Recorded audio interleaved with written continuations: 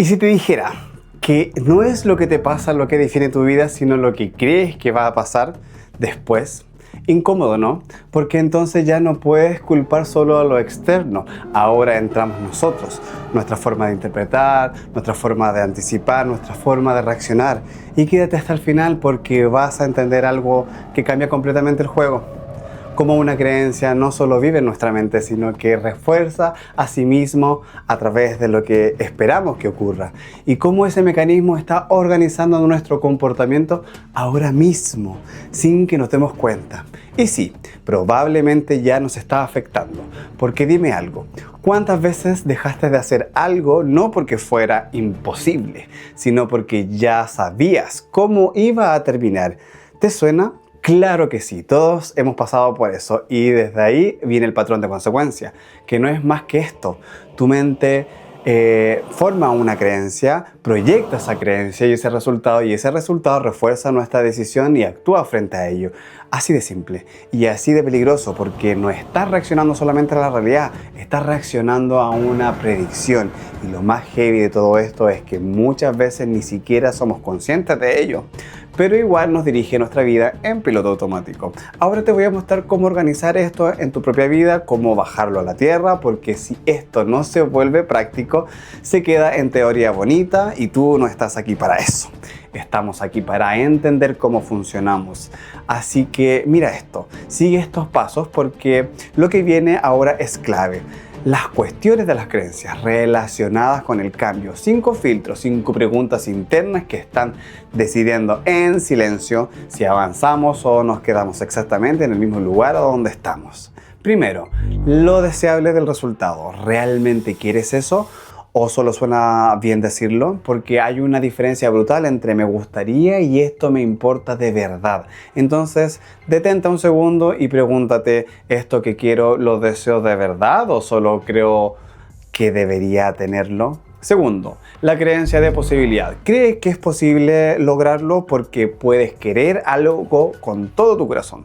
Pero si tu mente dice esto no va a pasar, no vas a moverte. Así que acá la pregunta es directa. ¿Esto es posible para mí o solo para otros? Tercero, la evaluación del esfuerzo. ¿Vale la pena lo que cuesta? Porque acá es donde la mayoría abandona. No por incapacidad, sino porque el costo emocional es alto, mental, físico y parece demasiado alto. Entonces pregúntate, ¿estoy dispuesto a pagar el precio real o solo estoy pagando el precio idealizado de esto? Cuarto, la consecuencia de tu capacidad. ¿Eres capaz de hacerlo? No en la teoría, en serio, porque si tu sistema interno duda de ti, vas a sabotear cada momento, aunque tengamos el camino claro. Entonces acá es clave. ¿Confiamos en nosotros o sigamos esperando las respuestas externas? Y quinto, esto es incómodo pero necesario. El sentido de merecimiento y de responsabilidad. ¿Sientes que lo mereces? ¿Hay una parte de ti que cree que no debería tenerlo? Porque si no te sientes digno, vas a encontrar la forma de no llegar hasta eso, todas las herramientas que tienes para eso. Entonces pregúntate sin filtro, ¿te permites tener éxito o te estás saboteando ese éxito? Y ahora viene el golpe que necesitamos fallar en algo. No necesitamos fallar directamente en nada, necesitamos entender un solo conflicto de las cosas que hemos hablado anteriormente. Exactamente uno y desde ahí avanzamos. Mira, ahora entonces respira un segundo porque esto se pone un poco más profundo. Vamos a evaluar la motivación para el cambio. No es preguntarte quiero hacerlo, es preguntarte qué parte de mí no está alineada a eso. Y para eso existe algo que parece simple, pero es brutalmente revelador, la hoja de evaluación de creencias.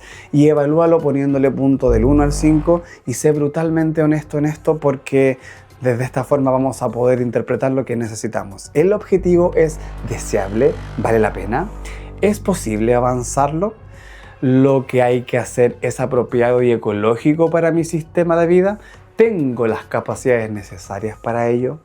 Tengo el permiso interno y lo merezco. Y acá viene la pregunta incómoda, ¿en cuál estás bajo? Porque ahí está el problema. No en la disciplina, no en la motivación, ahí, justo ahí. Y lo más fuerte es que cuando lo ves, ya no podemos hacernos los ciegos. Ahora, subamos el nivel, porque entender esto no basta, hay que intervenirlo.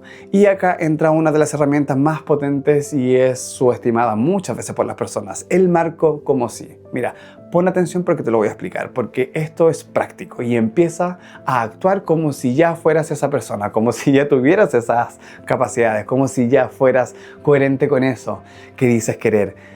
Sí, suena simple, incluso medio ridículo a veces, pero funciona excelente porque tu cerebro no diferencia tan bien entre lo real y lo imaginado. Ya lo vimos en los capítulos anteriores. Entonces la pregunta no es ¿puedo? La pregunta es ¿qué pasaría si actúo como si ya pudiera?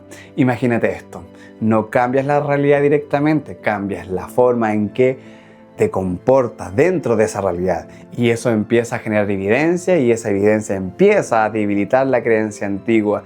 Es literalmente hackear tu cerebro, tu sistema en tiempo real y sin pedirle permiso. Te lo bajo a un ejemplo. Una persona que cree que no es capaz, vive evitando, postergando, dudando, pero cuando empieza a actuar como si ya fuera capaz, como si ya tuviera los recursos, empieza a hacer cosas distintas. Pequeñas cosas, pero distintas, pero pequeños resultados. Y esos resultados empiezan a romper la narrativa vieja y se va. Y acá se cierra todo, el patrón de consecuencia, porque si anticipas que algo va a salir mal, no actúas, actúas mal. Y el resultado confirma tu creencia, vas a actuar mal. Pero si cambias la anticipación, cambias la acción, cambias el resultado y eso empieza a reescribir la creencia. Entonces no es solo magia, es estructura, es sistema. Es como organizamos nuestra experiencia literalmente. Y quédate con esto, no estás atrapado por tu realidad, estás condicionando tu interpretación y eso se puede cambiar, pero no mirando afuera, mirando hacia adentro, identificándonos, cuestionándonos, reestructurando y actuando distinto, incluso cuando no tengamos ganas, que es lo más difícil, incluso cuando dudes, incluso cuando te incomode, porque ahí es donde realmente empieza el cambio, cuando algo nos incomoda. Ahora dime algo, ¿qué creencia ya sabes que te está limitando, pero sigues sosteniendo? Déjamelo en los comentarios. Hazlo visible, porque lo que se ve se puede cambiar. Y en este capítulo te hice ruido. Si este capítulo te hizo ruido, si te incomodó, si te abrió algo, suscríbete, compártelo con alguien que lo necesite y quédate porque en el siguiente capítulo vamos a ir más profundo todavía. Vamos a meternos en cómo estas creencias se instalan, cómo se repiten y cómo terminan convirtiéndose en nuestra identidad sin que nos demos cuenta.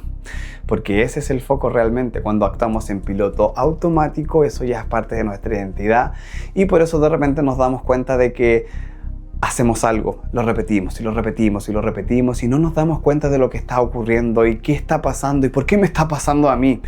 Eso es el piloto automático y se vuelve identidad.